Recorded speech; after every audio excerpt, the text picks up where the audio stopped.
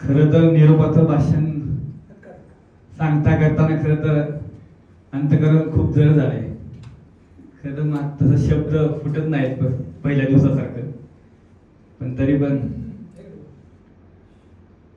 ऋणी आहोत आम्ही आपले, देतो शब्द सुमनांचा उपहार, मौल्यवान वेळ दिला आम्हासाठी, आज मानतो आपले मनापासून आभार.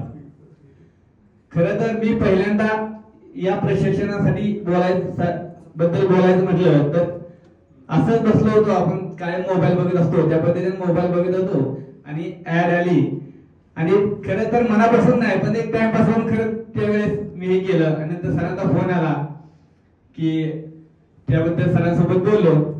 आमचं बोलणं झालं पंढरपूरचा वगैरे हे ते. खरं तर तेव्हा सरांनी माझं मन जिंकलं होतं. आता सायकोलॉजी म्हटलं तेवढं करणार पण मग तेव्हा ठरवलं ठीक आहे. मला वाटलं की त्यावेळेस माझं वय आता 31 कंप्लीट आहे.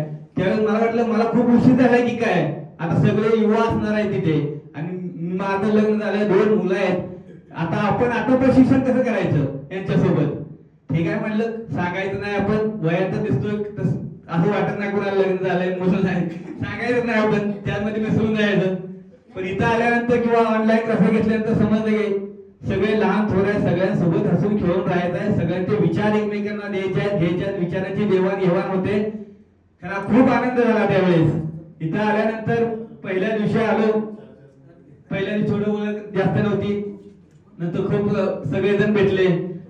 सुरुवात राजेभावापासून केली तर अगदी नगरसेवक असे आपल्यासोबत कधी त्या ऍटिट्यूड मध्ये राहिलंच नाहीत कधी. हसून खेळून मिळून मिसळून एकदम निवांत, अगदी मित्रासारखे.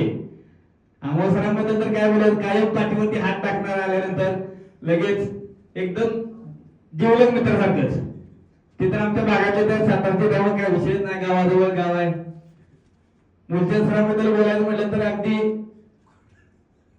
किती कुणी चेष्टा केली, काय केली, मस्करी केली तर मिळून मिसळून निवांत राहिलेले. नंतर आमचे रूम पार्टनर संभाजीनगरचे पहिल्यांदा आल्यासारखा आलो.